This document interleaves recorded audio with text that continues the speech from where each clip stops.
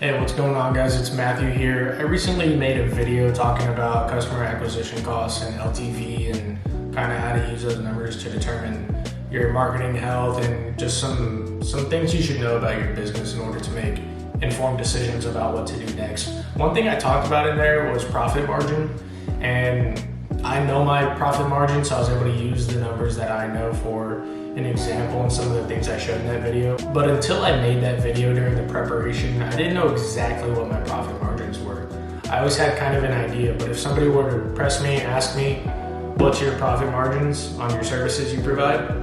I could only give them kind of like, well, it's about this. And sometimes that's fine, like if you're talking to friends or whatever, but if you're having a more high stakes conversation and somebody asks you for a certain value, you really ought to have numbers ready. I always think about the Shark Tank reference, right? Like if they ask me that on Shark Tank, how would I want to answer that question? Would I want to say, oh, sometimes it's this, sometimes that? No, I'd want to come in with hard numbers and like be able to spit it off the top of my head, right? So long story short, figuring out your profit margins is really important. And if you're like me and you're starting your own business and you're early and you're kind of working on the operation side of it because you want it to be a successful business and, you know, build your clientele and whatever, like I'm doing with Feed Fleet, our mobile barbershop business, then you can get sucked into that world. But I think what can set entrepreneurs apart is like, yes, you need to be really focused on the operations and building a beautiful business, but you also need to have the high level thinking going on at the same time. So that way you're always a few steps ahead. You're always planning. You can see things on the horizon before they happen. And a lot of our competitors might just one day they get hit in the face with the reality that, you know, this has been a long time coming for them. Whatever's going on, like the writing has been on the walls, but they're not looking at that stuff, right? Like because they're either naive to it, they didn't learn it, or they're just too focused on some of the other stuff. And you know what? We're not those people. Okay.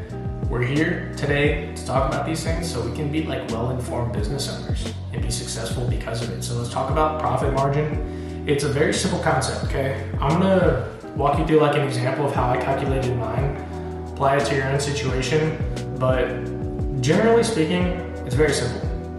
It only gets a little bit tricky if you have a business like mine where it relies on how many services you're doing per month, because then you have varying profit margins. All right, so let's just break it down like this. So when it comes to profit margin, you have a gross profit margin, which is going to be how much of that service cost is actually profit. And then you have a net profit margin, which is also incorporating some of your other bills and expenses. So, all right, so in order to understand profit margin, you obviously need to know exactly what all your expenses are. If you haven't by now, you need to go through your bank account for the past however many months you've been in operation, and you need to add up all your expenses, categorize them, all right? And they need to fall into, be as specific as you can, but they need to fall into two categories.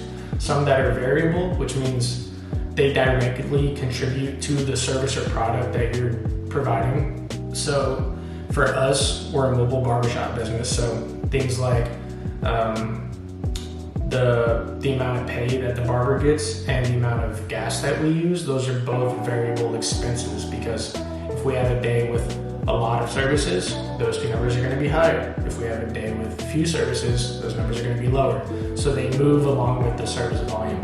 However, we have another category, fixed expenses. These are going to be things like rent, software, subscriptions, insurance, storage, all these things that it doesn't matter if we have 100 services this month or 40 services this month, these expenses are not going to change. All right, it's important to break those two down, because when you look at your profit margin, there's going to be two different types. You're going to have your gross profit margin, which is only going to incorporate the cost of your service and the expenses that vary with those services. So if I'm using Feed Fleet as an example and we want to calculate our gross profit margin, we're going to look at our total service cost, which is an average of $90, and we're going to take out our two variable expenses, which is going to be the barber's pay, which is 50% of whatever the service cost is, and $10, which is how much gas is allocated for each service, which is based on, you know, just fuel consumption, review, and stuff like that. So at $90 for a service, we're losing $45 is gonna go straight to the barber, and then $10 is gonna be used for fuel, which gives us, out of that $90, we have $35, which is profit, okay? This is about a 40% gross profit margin. Sounds great, right? However, keep in mind, this is not considering all of our fixed expenses. So that's your gross profit margin. That's a valuable number in terms of making decisions on like your service costs and stuff like that. But the real number that people want to know when they ask you this type of stuff is your net profit margin. So how do we incorporate all of our other expenses and communicate it on a per service level? Okay, so to calculate your net profit margin, you're gonna hold on to that cost that you have per service that's coming from variable expenses. So for us, that's $55. And then what you need to do is you need to take all of your fixed expenses, so total that up, and divide it by the amount of services that you'll complete, okay? This is gonna give you your total real expenses, and then you take that from your service cost, and it's gonna give you your actual net profit margin. All right, so we're gonna use Faithfully as an example again. So for us, we have $1,500 per month that we have to pay no matter what. Storage, insurance, stuff like that, okay?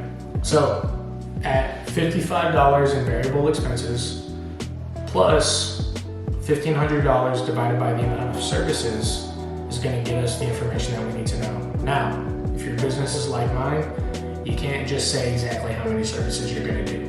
You don't know that. So a good rule of thumb is obviously look at your historical data and take an average number and go from there, okay? For us, it's especially tricky because we're brand new. So every month it's more and more and more, all right? Now, I have done some projections and I know about where we're gonna stabilize, and I have goals, and we have kind of like a daily operating goal. And for Faithfully, that regular target is gonna be 80 services a month. All right, so now we have all the numbers we need to figure out what our net profit margin is. So using Faithfully as an example, we have $1,500 in fixed expenses monthly. We're gonna divide that by 80 services, and then we're gonna add 55 to it, which is our variable expenses per service, right? That's gonna total $73.75. We'll round up to $74. And if our total service cost is $90, that means we have a $16 profit margin, a net profit margin, as long as we're doing 80 appointments per month. All right, making sense? Which that's fine. That's a perfectly reasonable number. So look, if we're doing $16 off of every 90, we're operating, that's about an 18% net profit. Now, that's not bad.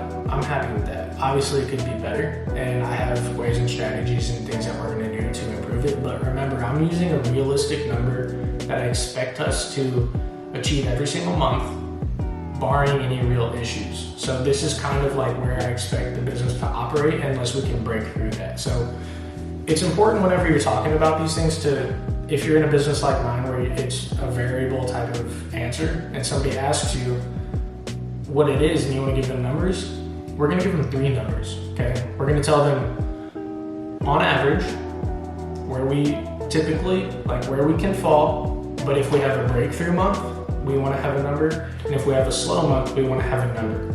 This is gonna answer every question that anyone can ever have about your business, okay? Because you're taking the variability out of it. You're saying, now you're giving them a range, and you're giving them an idea, and yourself of where you're really gonna be. So let's get that now. Let's figure out, we have the average, which is that $16 in net profit per service. Now let's look at a slow month. So a slow month for Faithfully is gonna be 60 services in the month. So we're gonna do 1,500 divided by 60. We're gonna add 55. That's gonna be $80. So $80 out of $90 for a total service cost is gonna be $10 in net profit margin. Not great, but it's still profit, is it not? Okay, so 80 divided by 90, or no, we're gonna do 10 divided by 90, and that's returning about an 11% net profit percentage. So you give it to them dollars and percent. Okay, now let's look at the max. So we're gonna call this like our breakthrough. If we have a really good month for Faithfully, that's 100 services. So So we're gonna do $1,500 in fixed expenses divided by 100 services, plus $55 for our variable expenses.